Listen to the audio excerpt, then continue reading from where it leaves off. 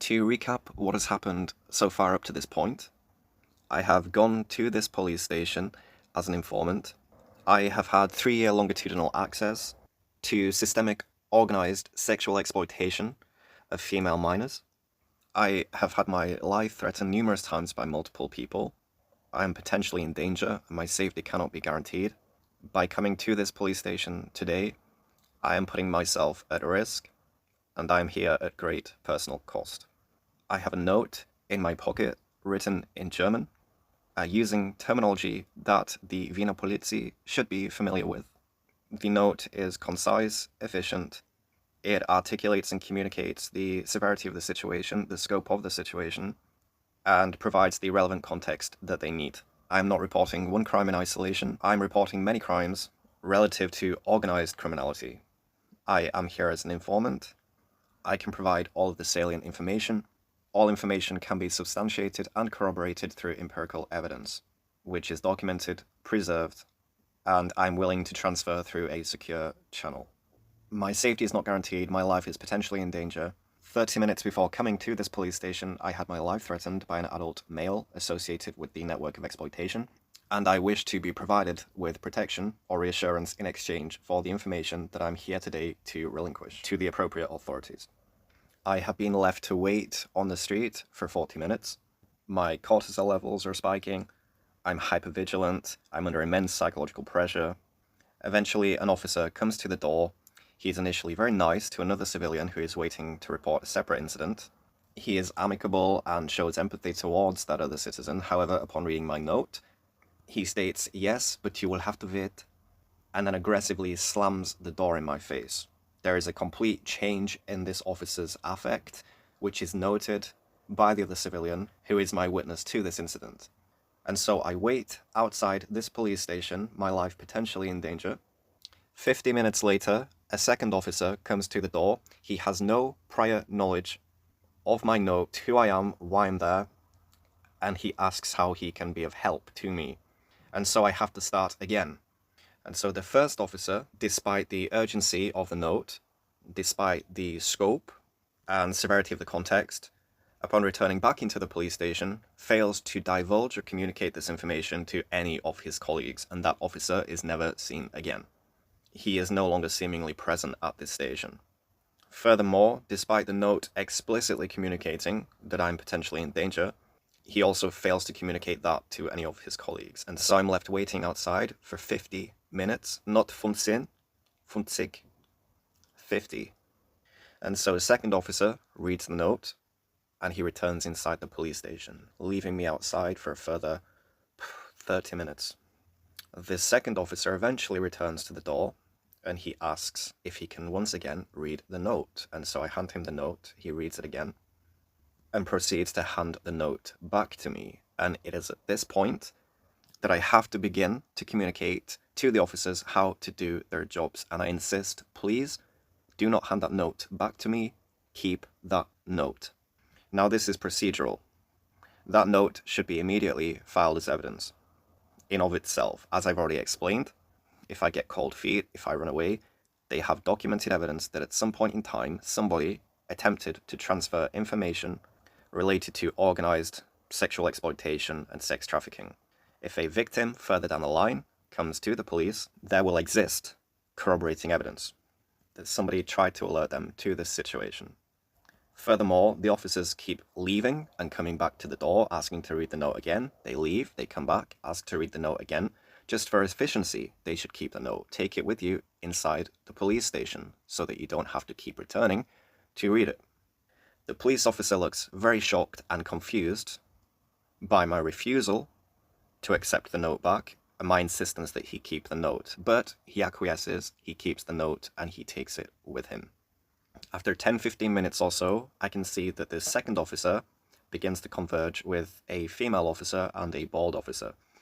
The other officers, who are peripheral by this point, begin to leave, leaving only second officer, female officer, and bald officer. Now, intermittently, the female officer keeps looking up through the glass door outside to where I am stood, and therefore it is highly likely they were discussing me and what to do with me. But at this point, around 2 hours have elapsed. One officer has told a civilian who is potentially in danger to wait outside on the street. That officer thereafter has not communicated the situation to any of his colleagues, meaning the civilian is left on the street for 50 minutes for absolutely no reason, potentially increasing the risk of him being harmed. When the second officer eventually comes to the door and he's informed about the situation, he reads the note. He again leaves the civilian on the street, and then begins a chain of events where they're essentially coming back and forth to the door. We can see that there is confusion as to how to process this situation. This isn't a civilian coming to the station to report a crime in isolation. It's multiple crimes as part of a wider systemic organized criminal network. The police should be trained to deal with both, whether a civilian is reporting an isolated crime or a civilian is coming as an informant to report and expose systemic criminality. And yet we can observe that they're confused and they do not know what to do. Eventually, the female officer comes to the door and proceeds to ask me, "Do you know the names?" "Yes, I know everything." "Do you know locations?" "Yes, I know everything." "Okay, please wait." And she returns back inside the police station. She later returns to the door to ask me further questions. "Do you know this?" "Yes, I know everything." "Do you know that?" "Yes, I know everything." "Okay, please wait." And she goes back inside the police station. Over 2 hours have elapsed. A civilian potentially in danger is still waiting outside on the street after having his life threatened 30 minutes before initially coming to the police station.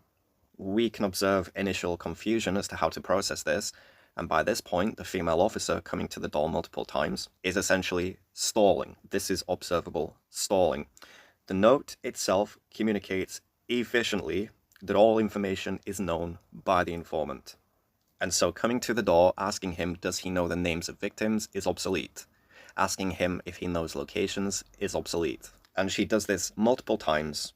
The civilian is already under immense psychological pressure. There's so much stalling happening here. And now his integrity is being questioned. My anxiety is increasing. I feel like they're questioning the veracity of what I'm here to report. They're undermining what I'm here to report. And at this point, I genuinely consider running away and leaving. Now, if I had not insisted to that officer to keep the note, they would have no evidence that I was ever there. However, even if I did not know a specific location, it does not negate the rest of the information that I can potentially provide. Any information is information. And so they're looking for discrepancies so as to not welcome me into this station to give an interview to transfer this information. Yet, even if we remove the framing, which is that I'm an informant here to expose organized criminality, we would essentially be left with a civilian who's come to this police station because his life has been threatened imminently. And this isn't an isolated incident, this keeps happening to him. Therefore, this is a civilian in danger. So, returning to the door, consistently asking questions, do you know this, do you know that, should be completely irrelevant to the process. The process should be to get this person into the station as quickly as possible. In fact, upon initially reading the note, that I had had my life threatened should have outweighed the intelligence that I was there to transfer. So from the very initial interaction, the procedure should have been to get this civilian to safety as quickly as possible. Then we will worry about what he's here to report. So we've had an initial failure to coordinate and communicate that somebody has come to the station as an informant, but also their life is potentially in danger. They have been made to wait outside for 50 minutes before eventually a second officer comes to the door and the actual process begins. That in itself is serious misconduct. Second officer has then not known what to do in this situation, and the entire chain of events thereafter has been marked by confusion and poor coordination and inability to read the situation or follow correct procedure.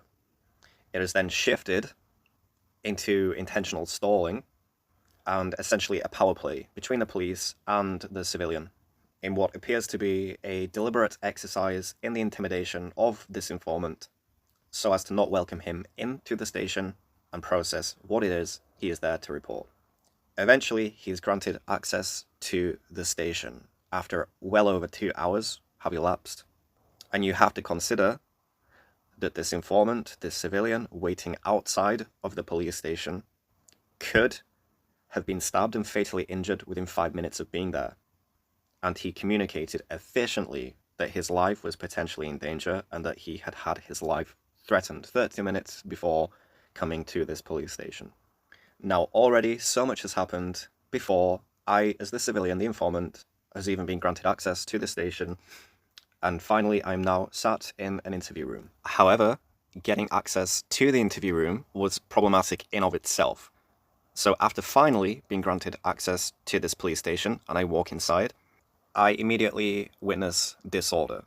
Firstly, I have been made to wait outside this door for over 2 hours.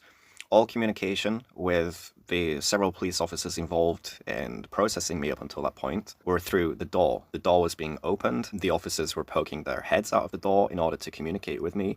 However, to the right of the door is actually a window that opens. There's a little desk behind it, essentially to facilitate two-way communication between a civilian and a police officer who is presumably supposed to be sat on the other side of the window and manning that position. There is nobody sat there. Presumably this is a staffing issue, but that is the least of this station's worries, because as I walk inside the station, I immediately notice there is no actual office furniture. It's very basic, almost like crates that have been painted clinical white, and stacked onto these crates are monitors, and these crates are strewn everywhere. The monitors are just hastily thrown on top of them. There's cables running everywhere. The walls themselves are painted clinical white. There are no posters, there are no notices, nothing to reassure me as a civilian as to the legitimacy of this police station. It doesn't look like a police station, it does not feel like a police station. And suddenly the police officers' confusion is reframed relative to the environment in which they occupy. These officers are essentially a personification of the environment itself, chaotic. And so in order to access the interview room, I have to clamber over one of these makeshift desks with a monitor on top of it, and I nearly fall over. So the police station itself is actually, it's a fire hazard, but also it's a health and safety issue, and the public should not be allowed inside there. Imagine if I had tripped and I had fallen and injured myself. This police station is absolute chaos, from the environment itself to the officers who are employed to work there. This place is not functioning efficiently. So anyway, finally I'm now sat in an interview room. Officer number 2 sat opposite me, female officer stood in the corner to the right, and bald officer sat to the right behind a computer monitor. No officer has introduced themselves formally. I do not know the names of these officers or their identification numbers. Furthermore, no officer has explained to me the chain of command, the procedure, what is happening, and I am extremely confused by this point. Officer number 1 and then female officer being overtly passive-aggressive toward me. And despite coming to this police station to do the right thing, both morally, ethically, and legally, I am already being made to feel like a burden, or like a problem for even being there. And that is a serious red flag, the fact that I do not feel welcome at this station. Furthermore, because my safety is still yet to be guaranteed, I'm the one having to be pragmatic by thinking downstream what's going to happen afterwards, and so I turn to the female officer, I ask her if she knows when the last train from Vienna to Bratislava, Slovakia is, so that I have an escape route out of the country where my safety will be guaranteed. She's very hostile and passive-aggressive when I ask, excuse me, do you know when is the last train from Vienna Hauptbahnhof to Bratislava, Slovakia is? What? Sorry? Just so aggressive with me. But she responds by saying that she will find out for me. Ultimately, she does not find out for me, so I'm not offered protection, but in trying to secure my own protection myself, and I'm asking for very little at this point, simply, will you be able to find out the time of the final train from your district, which you should really know? She fails to even provide that. And so anyway, I'm there in the interview. The interview itself begins with a procedural failure. Officer number 2, who I assume is conducting, but I don't know, because nobody has explained the process to me, tells me to talk what's going on. Now, this officer has already been provided with the context. He knows the situation. Therefore, he knows in this situation to be asking specific questions in order to elicit specific information that he will need. Because the last thing that you want is for an informant who is emotionally involved to contaminate evidence and information with his own narrative. Now, I, as the informant, say this to him: should you not ask me specific questions, so as to extract only the salient information that you will need without me going on tangents, inadvertently introducing informational convolution. But he insists, no, just talk. Now, this is not correct procedure. Furthermore, the context is explicitly stated efficiently. Given the context and the scope of the situation, the person conducting the interview should be exploitation informed. And if they are not, they should defer to somebody who specializes in sexual exploitation to conduct this interview. Somebody who understands trauma-driven psychology, grooming dynamics, mechanisms, trajectories, but that does not happen. This officer who does not specialize in any of these areas is conducting the interview. And this is extremely problematic, and you're about to find out why.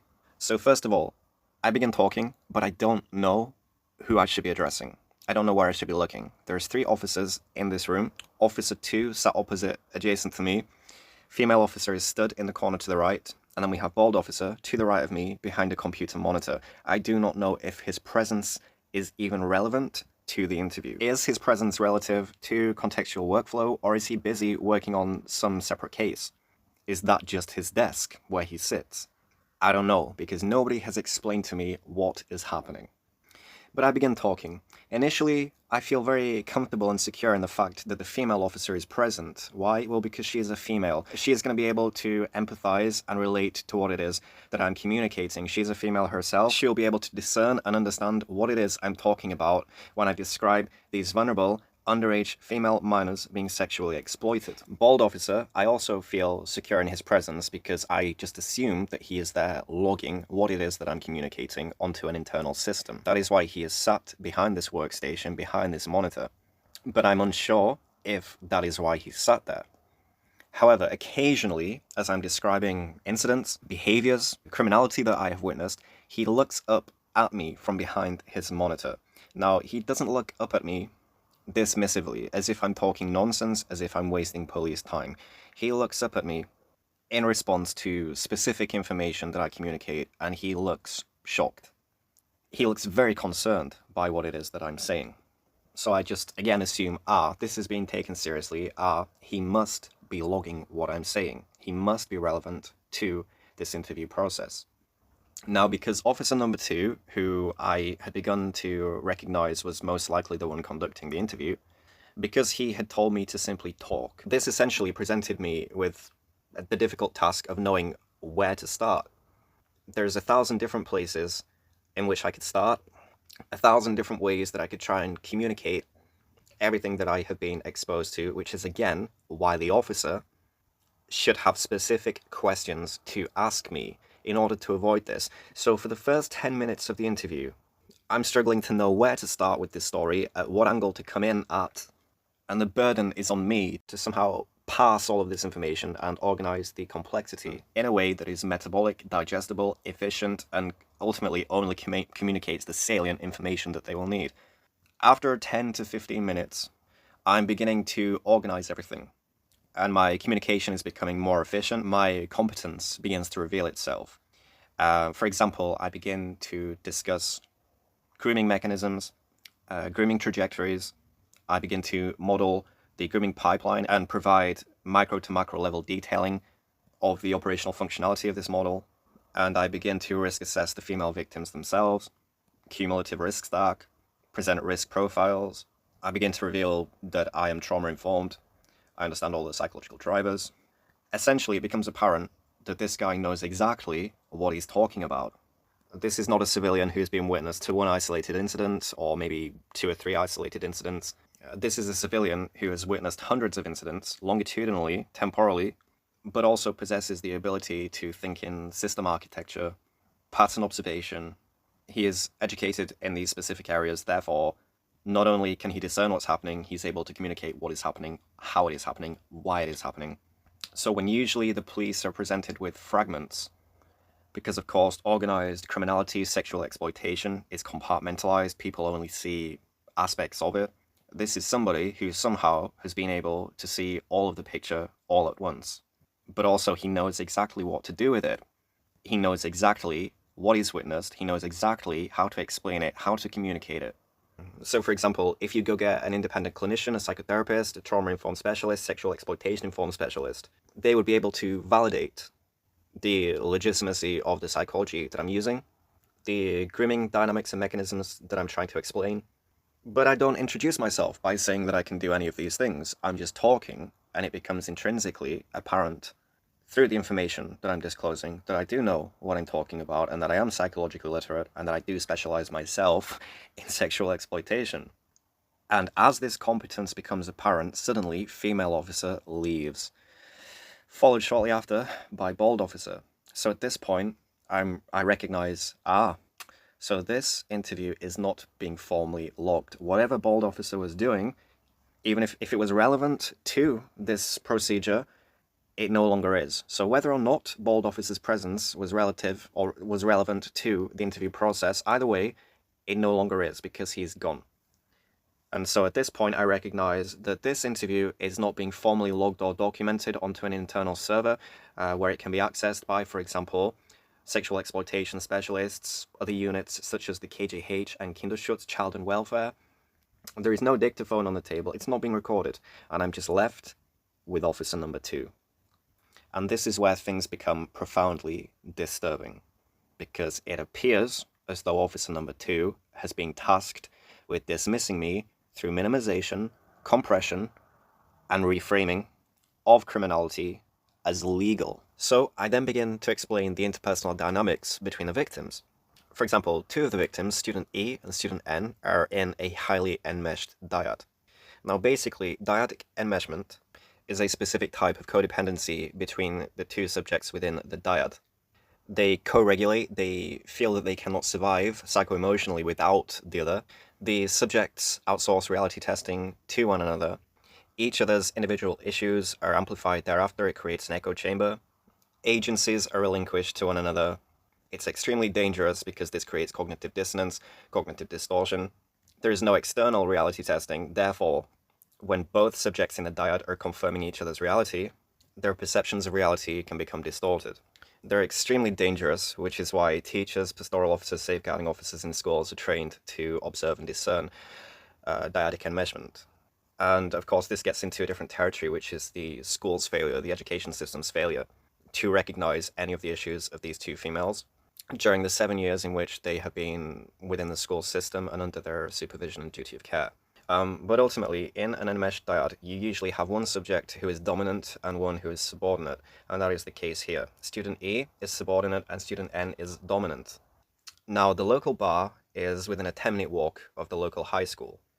Within an hour of leaving the school gates, these females are at the bar intoxicated, having transactional sex with the bartenders in exchange for the provision of strong alcoholic beverages, and they've been doing so since the age of 14, 15. Because these 2 females are on a trajectory, a late-stage escalating grooming curve, which I talk about in my other videos, if you're interested in understanding how this form of grooming works. However, what I communicated to the officer was that student N, in this grooming-adjacent environment, the local bar, which is the centralized node of the wider system of sexual exploitation, student N is leveraging student E's body and sexuality in order to access this adult social environment. There's multiple reasons for this. A, student E is more conventionally attractive and therefore more appealing to the men. B, when risk assessing student E and cumulative risk stacking, student E is exceptionally more vulnerable and therefore more exploitable than student N. And point C, student E is Serbian, and virtually all of the men involved in this closed-loop system of sexual exploitation are Serbian or Balkan origin, but mostly Serbian. So this is ethnic-targeted grooming. But essentially, the men want student E. Now, student N is leveraging student E for access to this adult social space, and thereafter adult status and the adult privilege that comes with it. And an example that I gave the officer was that student E had disclosed that when she was in the bar, drunk, student N came up behind her, grabbed her breasts without permission, jiggled them in order to arouse the 50s, 60s, 70-year-old men who were at the bar with them, so that they would buy student E strong alcoholic beverages that student N would then benefit from indirectly. If student E is bought alcoholic beverages, by relation, student N receives alcoholic beverages. I mean, firstly, student E is intoxicated, and this is unsolicited body contact. So student N has essentially sexually assaulted student E. But we can see that she is leveraging student E's body and her appeal to these men in order to extract alcoholic beverages through student E. Furthermore, student N is displacing all sexual risk onto student E, because thereafter, student E is the one who has to go to the customer restroom facilities and engage in sexual activity with the bartenders or the associated male patrons within this closed loop of grooming and sexual exploitation to repay them for the provision of the alcoholic beverages. For example, I have a quote from student E here, and student E says, "I had to have sex with a bartender in the customer restroom facility, the toilet, because I did not have any money for my drinks." Student N is not engaging sexually with the bartenders, with any of the men involved. All sexual risk is being displaced onto student E. Now, this is peer facilitated grooming, which actually occurs more often than it does not in grooming adjacent environments. Now, Officer 2 motions with his finger to essentially move on. And then he verbalizes this by saying, yeah, move on, get to the point. Now, this is shocking because arguably this is one of the most salient pieces of information that he will receive. Why? Because when extracting victims of sexual exploitation from the grooming adjacent environments, it is very important to know about the interpersonal dynamics between the victims, because if you have a female who is essentially parasitic and coercive, and that female is dominant in an enmeshed dyad, then that female can begin to minimize, close down, encourage, in this case, student E, to remain quiet or to reframe things as choice, agency, and therefore extricating these females together and providing them with clinical or psychotherapeutic care that they will need in order to recover. If they weight the risk of each female equally, and they're extracted together and provided incremental rehabilitation together, you could actually potentially cause more psychological damage in doing so. And so knowing and understanding the interpersonal dynamics between the victims themselves is so important for iatrogenic risk mitigation, which is essentially avoiding causing further psychological harm in trying to provide them with psychological care. So it's absolutely appalling that this officer does not feel it is relevant. He is clearly not psychologically illiterate. He clearly does not specialize in sexual exploitation. However, he doesn't need to be psychologically literate or specialize in sexual exploitation. That is fine. This is above his pay grade. But that is why he should defer to somebody who is specializing in these areas. And as soon as they received my note and they were provided with the context, procedurally, the first thing that they should have done is consider consulting somebody who specializes in sexual exploitation cases. And yet, they failed to do so. However, for redundancy and to avoid single point failure, they could have had an officer logging this information into an internal system, which is what I assumed Bald Officer was doing. So thereafter, somebody who is specialized in sexual exploitation, somebody who is trauma-informed, specialized units or other systems such as child and youth welfare, the KGH, Kinderschutzsysteme, or even the school psychologists, would thereafter have been able to access this information, and they would have immediately recognized, peer-facilitated grooming within dyadic enmeshment and the presence of a dominant, coercive female peer. It is so important that we know this when strategizing our approaching of and ultimately extrication of these females from within this grooming adjacent environment. But no, this officer, he just dismissed it, said, yeah, get to the point. And so I do. I explained to the officer that from the ages 14 to 15, these females, and there's around half a dozen that I can place both at the local high school and at this local bar simultaneously. Student E, student N, student D, student V, student L, and so on. Student E is the one that I have the largest data set for that is available to analyze. And also student E is the one at most critical risk in terms of stratification. We have student E who's at critical risk. We would have student N at high risk. etc. So that is why I often reference student E. Anyway, I explained that between 14, 15 to the ages of 16, their presence at this bar does not involve any sexual activity. They're essentially drinking at the bar, no ID checks. The bartenders are providing strong alcoholic beverages to these females. Completely gratis, that is free. Now, I did not explain this to him, but for anybody listening to this who specializes in sexual exploitation, perhaps you work for the KGH or a specialized sexual exploitation unit, between 15 to 16, this is essentially an observational period. There is no sexual activity, the girls are just being provided with strong alcoholic beverages, gratis. And this serves multiple functions. A, it normalizes these females' presence within an adult social environment.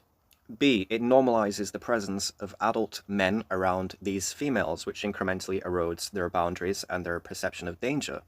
And then point C, it is an observational period in which the bartenders can risk stack cumulatively and assess exploitability. So with regards to student E, sexually abused as a child, 7 years prior, as she enrolled at the high school, and this childhood sexual trauma has never been addressed, which leaves her susceptible to exploitation through trauma reenactment, which is corroborated by student E's extreme hypersexuality.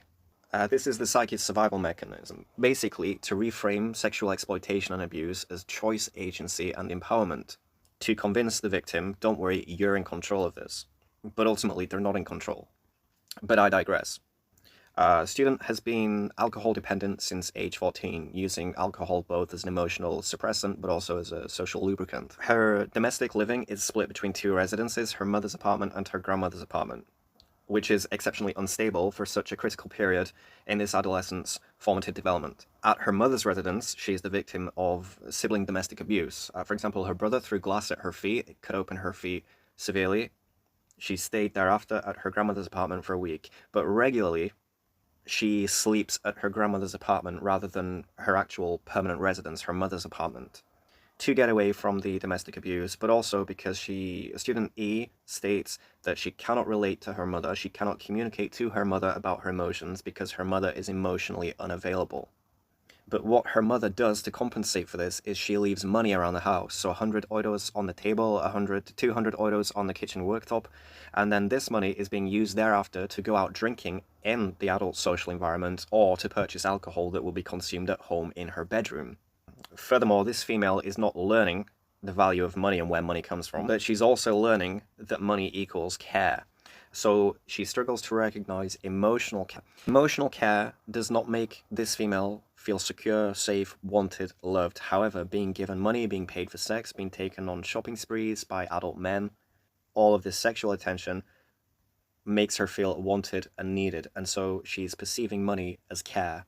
This leaves her exceptionally vulnerable to something called transactionalization, where essentially the female's value system is replaced with a value system where everything is dependent on money. So you take me on a shopping spree, you buy me gifts, or I'll have sex with you, but you give me money. And this is how young, vulnerable females are ultimately psychologically conditioned to engage in prostitution. Lastly, student E is in a highly enmeshed dyad where she is the subordinate and her agency is virtually completely outsourced to student N, who she relies on for psycho-emotional survival, survival within a school environment, but ultimately all reality testing. And when you consider that student N is leveraging student E's sexuality for access to the adult social environment, the local bar, and student E is relying on student N for reality testing and confirmation, and we can see that student N is just going to validate all of this high-risk sexual activity because, of course, she benefits indirectly from it. We can see that cumulatively, student E is exceptionally vulnerable and exploitable. Now, that is what these men, the bartenders at the local bar, are doing between age 15 to 16, where the girls are just drinking alcohol there for free. They're being provided strong alcohol for free. It's a period of observation and cumulative risk stacking to assess their exploitability. Now, all of these things I mentioned are things that the school should have noted during the 7 years in which these students have been within their system. And yet they have failed to do so. They probably have made notes regarding certain behavioral issues, but they haven't connected the wider pattern. So they've failed. Safeguarding has failed catastrophically, and yet these bartenders, these men engaging in predation who are not educated, who are not familiar with safeguarding scaffolding or framework, or cumulative risk stacking, but they're doing it efficiently and correctly. And yet the school, the safeguarding framework, has failed to do this. Now, I did not communicate this to the police officer, or maybe I alluded to it, but it's just for anybody who's listening who is specializing in sexual exploitation, or perhaps you're a trauma-informed psychologist. But essentially, this is the grooming trajectory. Now, it's called late-stage grooming escalation curve, and this is because it escalates incrementally. So around the 16th birthdays of these vulnerable young children, schoolgirls, minors, we expect the introduction of sexual elements, sexual activity, and indeed that happens. As the females turn 16, the alcoholic beverages are no longer provided to them by the bartenders for free. They're provided to the females with the expectation that sexual services will be leveraged in order to repay them. So this is the start of transactionalization. So the females have acclimated to this adult social space over the period of a year. They're completely isolated from their female friends, from their female peers. For the past year, they've socialized exclusively after school with adult men. There's no female oversight, it's adult men. These females are isolated, but they just don't realize it. Once they leave those school gates, they're surrounded by adult men, and that is their social life. And of course, when they're at school, student E and student N are isolated just to one another in this enmeshed dyad. So they're not socializing with their female peers at school, and then outside of school, their entire social life is adult men. And this has been normalized. And then by age 16, access to the adult social space and thereafter adult status and adult privilege is being leveraged to keep these girls within orbit of the grooming adjacent environment. These are young underage females on the cusp of adulthood. A bar has alcohol. It provides access to adult status and privilege. All of these things are very enticing to young females who are not quite adults yet, but want access to adult status, which is why bars often become the centralized hubs of wider systemic grooming operations. And this is a model recognized across Europe. Any grooming-informed specialists listening to this will recognize it immediately. But essentially, by this point, the young females are hooked. They've tasted what it's like to have adult status and adult privilege. The bartenders are now introducing sexual elements. You can still drink here, you can still have access to this adult privilege and status, but there needs to be some kind of repayment here. And so, upon being provided with these strong alcoholic beverages, once intoxicated, the females, for example, student E, will go to the customer restroom facilities of this bar and repay the specific bartender with sexual services. And this thereafter happens frequently. Every single bartender has had sexual relations with student E on rotation, usually in the customer restroom facility or on private spaces elsewhere on the premises of this local bar. Now, this is in the 22nd district of Wien. The local high school is essentially acting as a feeder of vulnerable and exploitable young females to this bar, which is a grooming pipeline. The reason the school is a feeder is because its safeguarding infrastructure is failing, as I've already pointed out. It failed to risk, stack, and assess the vulnerability of its female students, even though they had 7 years to do so, to make observations, to take notes, to create vectors that can be blown up to map on incidents and recognize patterns. They failed to do this. So anyway, you have the provision of strong alcohol to female minors, and thereafter they're repaying the bartenders with sexual services in the toilets, with student E quoted as saying, "I had to have sex with the bartender because I didn't have money for drinks." Now, upon telling officer number 2 about this, he responds through minimization and reframing. So he responds by saying, "Oh, well, there's nothing we can do because, like, technically minors can drink alcohol if XYZ. Now, legally, a minor can drink a certain type of alcohol, however, not strong alcohol. So this police officer, initially, he needs to determine what kind of alcohol is being provided to the females, and he can very quickly establish that it's strong alcohol, spirits. This is entirely illegal. But instead, he defaulted to, well, certain type of alcohol is legal, therefore there is nothing wrong here, we can't do anything." Yet this officer has the context being that these girls are essentially plied with strong alcohol. When they are intoxicated, adult males are having sexual intercourse with them. This is sexual intercourse with underage females holding minor status. after initially plying them with the strong alcohol to inebriate them in the first place. Now he can see that. He's already been told that they're being provided with strong alcohol, yet his answer is, well, there's nothing illegal there because there are certain types of alcohol that they can drink, so nothing we can do. So that is blatant minimization and reframing. Anyway, shortly before their 17th birthdays, we would expect activity to increase again because this is an escalating grooming curve. And it does. So in the case of student E, she's introduced to a controlled substance, cocaine. And we do expect for cocaine to be introduced somewhere between the age of 16 to 17 on this grooming curve. Why? Well, because cocaine serves to emotionally blunt victims of sexual exploitation and increase their impulsivity and risk-taking in environments where sexual exploitation is occurring. Now again, if this interview is being logged and therefore it was accessible on an internal system, somebody who specializes in sexual exploitation will recognize that immediately.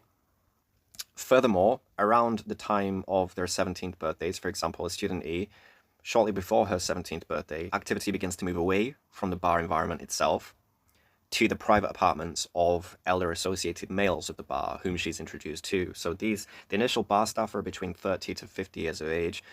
These elder associates are 60, 70 years of age. So she's driven from the bar to the private apartments of elder men associated with the bar. Now this is multiple men.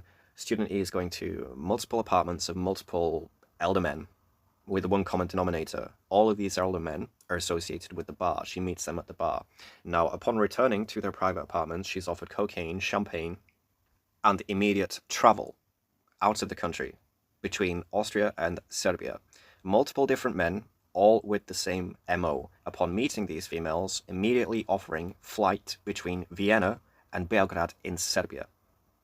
And one common denominator, they're all associated with the local bar in the 22nd district of Wien. Now that is clear structure. This is a 16-year-old female whom they do not know, but they're offering immediate travel out of the country. That constitutes trafficking. This is sex trafficking. Especially when one of the perpetrators, upon student E returning back to his private apartment, states, I want to fly you to Serbia to have sex with my entire village and even my own father. That's essentially perpetrator confession. I want to fly you out of this country to another country for the purpose of sexual exploitation and prostitution. Now, officer number 2, upon being told this by me, responds by saying, well, there's nothing we can do. The age of consent is 14. And so, if she's got her parents' permission, if these girls have got parents' permission, there's nothing that we can do. Now, anybody listening to this immediately will be thinking, wait, it's highly unlikely these females have their parents' permission. Logically, it's very unlikely the parents even know. And that's why it's so disturbing that this police officer's philosophical bent, his default was to assume, well, they'll probably have parents' permission, therefore, we're not going to do anything. We can't do anything. The age of consent is 14. They probably have parents' permission. Nothing we can do. Immediately, he should be thinking, it's very unlikely that these females have parents' permission or the parents' knowledge of what's happening. This is serious. Furthermore, it's clear trafficking, but when you have a perpetrator stating his intent that I want to fly you to Serbia for the purpose of sexual exploitation and prostitution, it's framing it as sex trafficking. And this is multiple men, all with the same modus operandi. For example, a 60-year-old male, upon taking student E from the bar back to his private apartment, presented her with champagne, cocaine, and even wanted a photograph with her. And yes, we do have that photographic evidence, which is exceptionally incriminating. We have a 16-year-old child in the private apartment of a 60-year-old male, his face pressed up against hers. There is cocaine and there's a bottle of champagne, and then the caption from the female herself says, he's just booked me on a flight to Serbia, he's rich. A plane ticket from Vienna International Airport to Belgrade International Airport was actually purchased for this underage female. But Officer 2 responds by saying, there is nothing we can do, age of consent is 14, with parents' permission, it's not illegal. And so he's minimized, compressed, instrumentalized the age of consent in order to dismiss this entirely. So moving on. I explained to him how after their 17th birthdays, the high-risk sexual activity, as we would expect on this grooming curve, escalates. And so the females are taken on shopping sprees regularly in the 22nd district, upon which they have their hair and nails paid for, and they're bought stiletto shoes, lingerie, and jewelry. Now, the officer responds by saying, there's nothing we can do, bro. Age of consent is 14. If these girls want to go with their sugar daddies, nothing we can do. Now in this case, under Austrian law, it's not illegal for a 16, 17-year-old female to go on shopping sprees with an elder adult male. However, this is grooming adjacent behavior, and when we have the wider context, and that this behavior, which is not illegal in itself, is adjacent to actual criminal behavior, for example, the provision of cocaine to a child, attempted sex trafficking of a child, it is substantiating evidence. And yet he once again instrumentalizes the age of consent being 14 to dismiss it. And so we move on, and I explain to him, well, as they turn 17, the females, for example, student E, is taken to hotel rooms. She's transported from the local bar to hotel rooms with multiple men per session. This is group sex, after which she's paid directly in currency. Now, of course, he responds by saying, there's nothing we can do. The age of consent is 14 in Austria, bro. If we go to the girls and we ask them, do you want this? And the girls respond, yes, this is our choice, we want this. There's nothing we can do, bro. However, he's just undermining completely what grooming is and how it works psychologically. But in Austria, the framework exists to protect females from exactly this, sexual exploitation and grooming. If you had consulted a specialist in sexual exploitation, or you had got somebody from the KGH or Kinderschutz involved, as you should have done, they would recognize all of this immediately. However, what he's doing here is instrumentalizing the age of consent in order to legalize what is happening. However, in doing so, he is constantly contravening other existing Austrian laws. For example, this underage female is taken to hotel rooms for group sex, after which she's paid directly in currency. So suddenly, this becomes prostitution. This is transactional sex where currency is involved. It's prostitution. Because this female holds minority status, she's a child essentially, it constitutes underage prostitution by relation, child prostitution. That is exceptionally criminal under Austrian law, but also EU jurisdiction. The age of consent does not legitimize transactional sex. Once this sex becomes transactional, and once there is obvious prostitution of a female minor, the police no longer have to go ask that female, do you consent to this? Consent is completely irrelevant. By law, the police have to intervene when adult men are engaging in transactional sex with a minor. So responding to me by saying, there is nothing that we can do, the age of consent is 14, is a blatant instrumentalization of the age of consent in order to minimize, reframe this as legal, ultimately to dismiss what I am saying. However, consent is completely irrelevant here. This is underage prostitution. There is the transference of currency in exchange for sex. The police do not need consent to intervene. Legally, you have to intervene. It is child prostitution. Now, at this point in the interview, the officer is slumped back in his chair. He's flexing. This is a power play. He's looking to his right, the door on the left of the room, to see what is happening outside of the room. What are my colleagues doing? So he's not even paying attention to me at this point. His eyes are looking all over the place. He's dissociating. Now, given the context and the severity of the situation, the fact that he's clearly disinterested, and this is expressed through his body language, is of course disturbing. But he then proceeds to get out a vape and vapes in front of me as a witness to crimes, as an informant here to report and expose serious organized criminal activity involving the sexual exploitation of children. He gets out a vape and proceeds to vape in front of me. Even if we remove the framing, we completely remove the context, and let's just suppose that I'm there to report some low-level crime, a neighbor trespassing on my property, you still expect absolute professionalism from an officer of the law. What you do not expect is an officer of the law to slump back in his chair and proceed to get out a vape and smoke in front of you. It is absolutely disgraceful, but the fact that the context is you have an informant in your interrogation room, he has had his life threatened multiple times, including 30 minutes before coming to this police station. He's trying to correctly transfer high salience, highly sensitive information regarding ongoing active sexual exploitation and attempted sex trafficking of children, your own underage female citizens that you're supposed to be protecting, and you get out a vape and start vaping in front of that witness to crimes. It goes beyond disgraceful. It is utterly, utterly disgusting, and is nothing more than power play. His whole body language throughout this interview, and now the vape, it is a power play. The guy is literally flexing in front of me. From the very beginning of this entire process, it has been marked by incompetence, complacency, but now we also have intent to minimize, reframe, and dismiss. And in doing so, in instrumentalizing the age of consent in order to legalize and legitimize obvious criminal activity involving minors, he's contravening so many other existing Austrian laws under EU jurisdiction. This officer is literally breaking the law. So when the act of coming to a police station to report serious organized criminality becomes criminal in itself, this creates a serious problem. And so you may be thinking, well, you've been exposed to one specific grooming pipeline. Even if that pipeline is collapsed down, the perpetrators are prosecuted, this is still probably prevalent across Vienna and to an extent Austria. Yes, however, in trying to report and expose this, I have uncovered serious failings in multiple systems, the KJH, education, safeguarding, and now the Polizei, which is why I'm making these videos.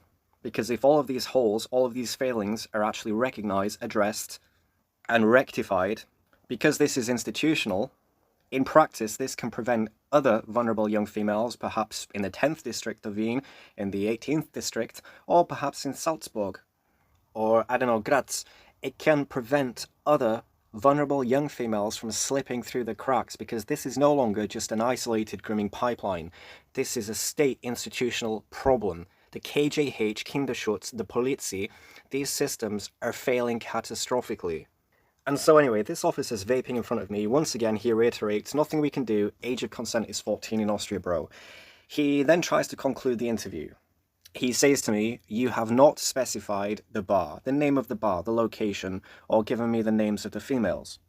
So he provides me with a scrap piece of paper. This is not official Polizei office stationery. This is a scrap piece of paper that he's just pulled from a notepad. And so I write down the names of victims, various locations, the bar, the local high school, some of the salient information, and I hand it to him. Now this is high salience, high sensitive information that needs to be logged into their internal system immediately. And yet, it just goes straight into this one officer's pocket. And judging by the tone of all officers involved, but especially this officer's tone, affect, and body language, it would not be unreasonable to suggest that it went straight into a bin. Now, the officer says to me, right, what we're going to do is we'll probably just send a plainclothed officer to the local saloon bar, order a glass of water, look around and see what he can see. You know, it's not going to be like in the movies. We're not going to be spying through the windows with binoculars.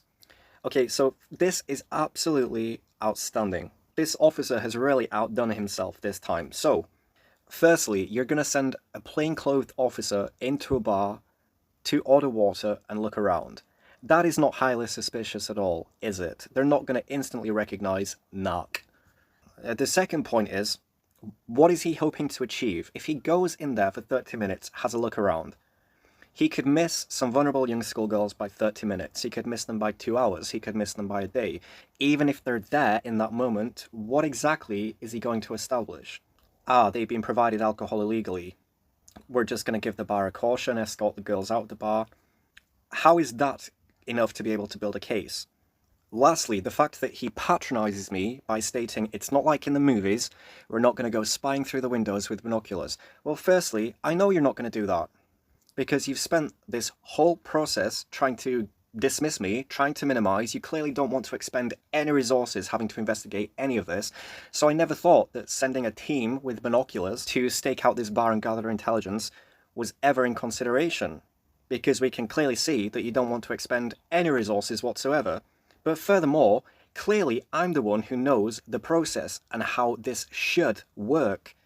I'm the one who's had to communicate several times how you should do your job, and yet you're patronizing me, telling me it's not like in the movies. I know it's not like in the movies, which is why I'm here, trying to report through the appropriate channels. I've done absolutely everything correctly. You don't need to go spying through windows with binoculars. You have enough evidence here to start a case, and thereafter an investigation. You don't need to go looking through any windows. You've got so much empirical evidence here that I'm in possession of, and I'm wanting to transfer to you through a safe and secure channel. And then I ask him, so what about my evidence? And he's like, no, bro, no, we don't need that. We don't need that. So you literally have one of the victims claiming that she was raped in the customer restroom facility of this bar, and you don't want that evidence.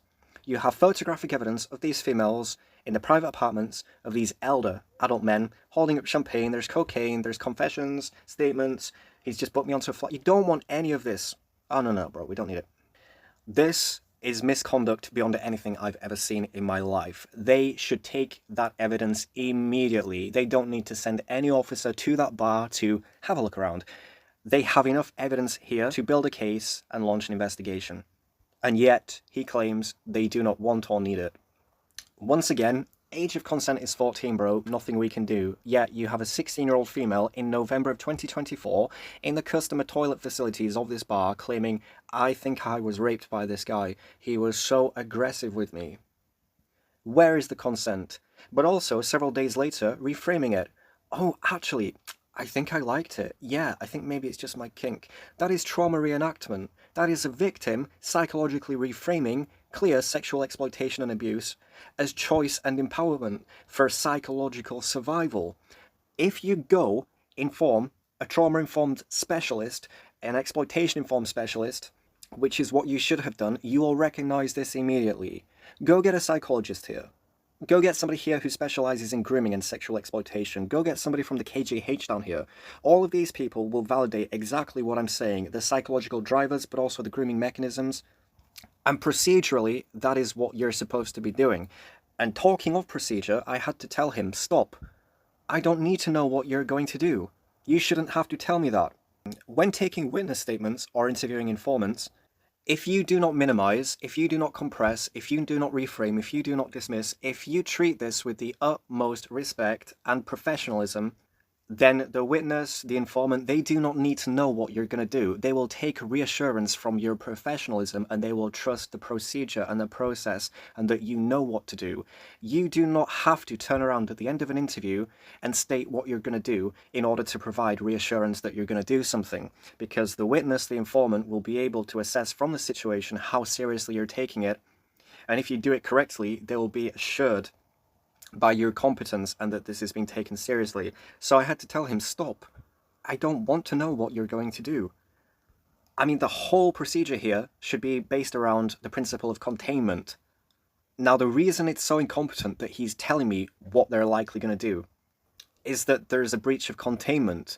For example, I know what you're going to do. Thereafter, I can go out and I can contaminate an entire police investigation. I can jeopardize your operations because you just told me what you're planning to do. So we have this whole sequence of events is marked by confusion, incompetence, then complacency, then blatant stalling, then blatant intent to minimize, reframe, and dismiss. And now you have containment leakage. You have procedural containment leakage. Most of the information that's been transferred is high salience, but literally all of it has been dismissed through reframing and minimization. None of this has been formally logged into an internal system. Already, I've counted well over 100 contraventions of Austrian law, of police procedure, police guidelines, and we have blatant intent to dismiss through minimization and instrumentalization of the age of consent incorrectly in order to legitimize and legalize blatantly criminal activity. So this has now gone into the territory of corruption. It is just absolutely astounding that this is happening in the capital of one of the most developed nations in Europe, certainly the most developed in Central Europe. And it culminates with me having to write the most sensitive information, which is the names of the victims, perpetrators, and the locations, the school, on a scrap piece of paper that goes into this one officer's pocket, the very same officer who has shown throughout the interview that he's completely incompetent, complacent, but also an intent to minimize, reframe, and dismiss, ergo corruption. It's gone straight into his pocket. It is absolutely shocking. And all of the empirical evidence, it's not even transferred. No, we don't need it, we don't want it. Now, I leave the interview room, and there's two polizzi stood outside with huge rifles. Because that's not intimidating. There's no other officer in the station anymore. Just me and officer number 2 with his vape. And I walk outside, and there are these two officers with rifles.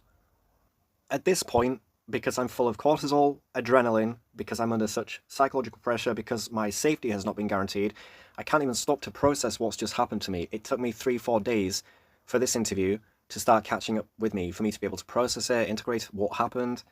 But I left the police station and I immediately fled. I had to go catch a train to Bratislava, flee Austria, to Slovakia for my own personal safety, because these guys had not even considered that this is a human being in our state who's had threats toward his life. In fact, I did mention it during the interview, and the officer simply said, "Was a weapon drawn?" And I said, "No, it wasn't drawn." "Oh, well, there's nothing we can do because the weapon wasn't drawn." Now, I have clearly communicated that I've been threatened multiple times, my life, my mortality, by multiple people. If this was, for example, a threat made by somebody I had a prior relationship with, he could maybe dismiss it as relational, it's an empty threat. However, when the context is that I'm here reporting serious organized sexual exploitation of female minors, it suddenly reframes any threats against my life as most likely serious. And likewise, the fact that I'm having my life threatened corroborates what it is I'm here to report, that I've had internal access over 3 years to systemic organized grooming and exploitation of female minors, including attempted sex trafficking and child prostitution. And yet he insists, was a weapon drawn? No? Well, we can't do anything.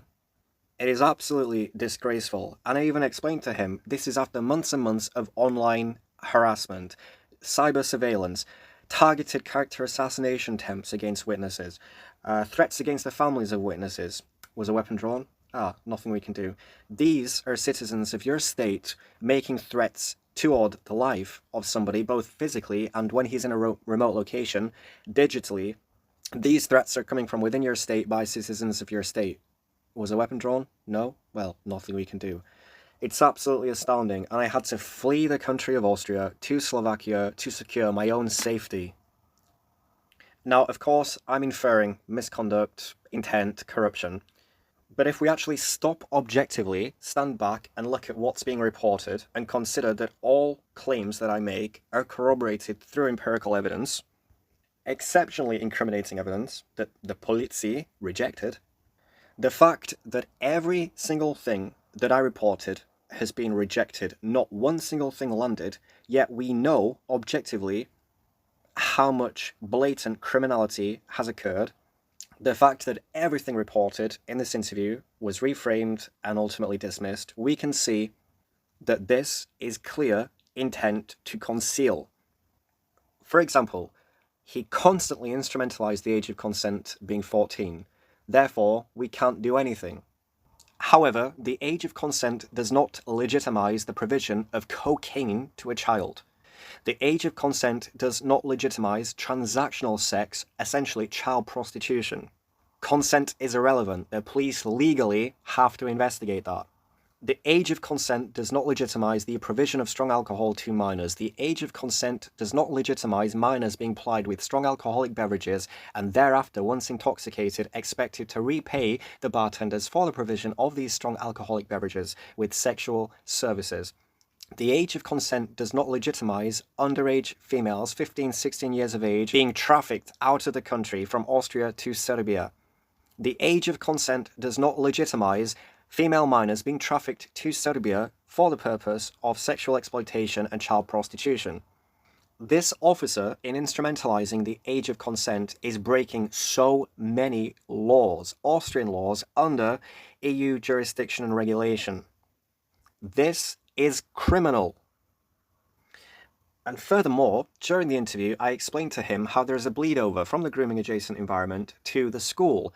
And there are several incidents that happen under school supervision. For example, when age 15, two students, student E and student N, on an international school trip to Malta, were somehow able to access an adult social environment, a nightclub, were provided with strong alcoholic beverages, and engaged sexually with adult men. Now, the age of consent in Malta is 16, I believe. These children were 15.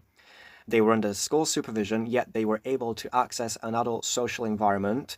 They were able to access strong alcoholic beverages, and they were able to fraternize sexually with adult men in their 30s. This is exceptionally criminal, but also it happened under school supervision. And it's not the only time it's happened. It's happened multiple times. International school trip to Italy, 2025. International school trip to Bratislava, Slovakia, 2025. High school prom, 60-year-old security guard employed by the school fraternizing sexually with student E. Criminal, criminal, criminal. And in response to this, the officer said to me, "Oh yes, well, for the school, it would most likely be a fine." Now I respond by saying, okay, but there's not going to be a fine. And he looks at me. Now the reason there's not going to be a fine is because none of this is being logged onto an internal system. This is all off the record. So how is the school probably going to receive a fine when there's going to be no information logged that can even start the investigation to determine whether or not the school is culpable of negligence? But let's be honest, the school would not be receiving a fine for this. This is devastating. This is so serious, it's well beyond a fine.